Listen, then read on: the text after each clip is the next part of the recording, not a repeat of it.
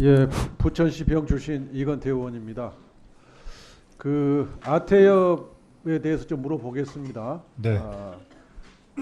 안부수 씨가 북한으로부터 그림을 매입하고 대금을 치른 적이 있습니까? 네, 있습니다. 얼마나 금액은 얼마 정도? 제가 알기로는 1억 5천 정도 되는 걸로 알고 있습니다. 그러면 영수증을 받았나요? 아마 받았을 겁니다. 그 누구로부터 영수증을 받았죠? 리오남 참사로부터 받았을 겁니다. 리오남의 영수증을 받았어요? 네. 그 시점이 언제쯤이죠? 2019년 말입니다. 2019년 12월? 12월. 예. 그러면 그 영수증 누가 가지고 있습니까? 안부수 회장이 가지고 있을 겁니다. 검찰도 확보했을까요? 글쎄 그것까지는 제가 잘 모르겠습니다. 그러면 그림대금 영수증 리오남 씨가 써줬으면 2019년 7월 달에 필리핀에서 70만 달러 받았으면 영수증 써줘야 되겠네요. 그거는 잘 모르겠습니다. 또 하나 안부수 씨가 경기도로부터 받은 보조금 일부를 좀 횡령했다는 거 아닙니까? 네. 그 돈을 가지고 라노스의 주식에 투자했습니까? 예, 초기에 한 걸로 알고 있습니다.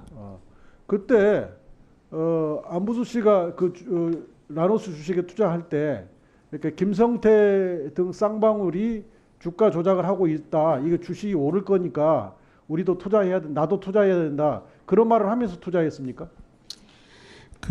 조작을 하고 있다라는 얘기는 하지 않은 상태고요. 일단 지금 나노스 주식이 올라갈 거니까 투자를 하셔라 해가지고 이제 했는데 하게 된 배경이 좀 다릅니다. 그때가 언제쯤이죠?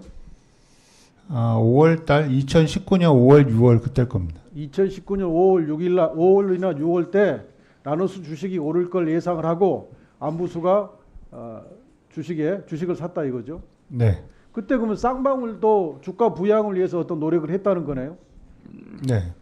그게 조작으로 부를지는 모르겠지만 쌍방울이 나노스 주가 부양을 위해서 노력을 했다. 그것을 알고 안부수도 주식을 샀다.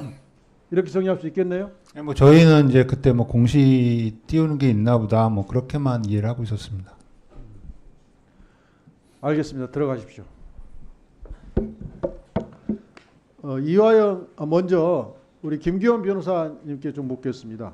검사를 하셨으니까 예. 국가정보원의 보고서는 공문서입니다. 예. 그 국가정보원의 보고서하고 김성태라는 사건 당사자의 진술이 배치될 때 검사로서는 어느 것을 더 신뢰해야 됩니까? 보통 국가기관께 더 신빙성이 높다고 일반적으로는 생각됩니다. 당연하지 않습니까? 국가정보원의 보고서는 국정원장한테 보고하는 보고서잖아요. 그걸 허위 공문서라고 볼 가능성이 매우 낮는데 그것을 합리적 이유 없이 배쳐가면 그것은 증거치사 선택이 법리에 위반돼서 치사 선택한 거잖아요. 네, 저도 그렇게 생각하고 오늘 저는 이 사건에 대해서는 잘 모르는데 오늘 나오는 얘기 들어보면 제 검사 경험에 비교해서도 짧지만 엄청 충격적인 얘기들이 많아가지고 놀라고 있습니다. 예, 이화영 부지사께 묻겠습니다. 리오남이 간첩 중에 간첩이라고 그랬잖아요. 여당 제가 말씀드린 게 아니고 곽규태 의원님이 그렇게 표현했습니다. 그렇게 표현하셨는데 리오남은 2017년도에 이미 대북 유엔 제재 대상이었어요. 그러니까 우리 법에 의하면 테러 자금 금지법에 의해서 제재 대상이고, 그러니까 핵 개발, 그 다음에 테러 이 유의 인물로 해서 우리가 대북 제재를 한 거예요. 그 다음에 미국은 애국법에 의해서 대북 제재를 해놨어요. 근데 필리핀과 미국은 동맹국입니다. 상호 방위 조약이 돼 있고 필리핀과 북한은 외교 관계가 없어요. 그런데 간첩 중에 간첩이 필리핀에 들어왔다가 미국이 범죄 혐의를 가지고 체포해버리면 북한으로서는 낭패 중에 낭패잖아요. 그런데 합리적으로 생각하면 리오라미가 미치지 않고서는 필리핀을 들어갈 수가 없어요. 그런데 그걸 들어갔다고 검사는 주장을 하고 아무런 객관적 증거 없이 그걸 받아들이고 있잖아요. 그건 대북 전문가시니까 거기에 대해서 의견을 좀 말씀해 보세요. 이 사건 같은 경우에 1분 더 있으면 1분만 더 주십시오. 쌍방울 측에서 그 국제대회에 참석한 모든 북한 측 사람들의 그 항공비와 숙박비를 모두 부담했었던 내역이 나와 있는데 리호남에 대해서 내역이 없었습니다. 그리고 저도 그 행사에 참여를 했는데 전혀 리호남이 참석한다는 얘기를 들은 바도 없었고 지난번 청문회 때 이 자리에 같이 참여했었던 하 총장님의 증언에 의해서도 전혀 리호남은 참석하지 않았던 것이 확인된다고 저는 확신하고 있습니다.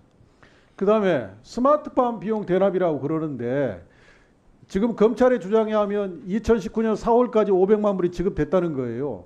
그런데 경기도는 그 이후에도 계속 스마트팜 예산을 세우고 2020년 8월 달에는 대북 제재 면제 승인까지 받아요. 그러면 쌍방으로 지급됐다는 스마트팜 비용하고 경기도가 추진하고 있던 그 스마트팜 사업은 전혀 별개의 사업이라는 게 입증된 거 아닙니까? 그렇습니다. 이상입니다.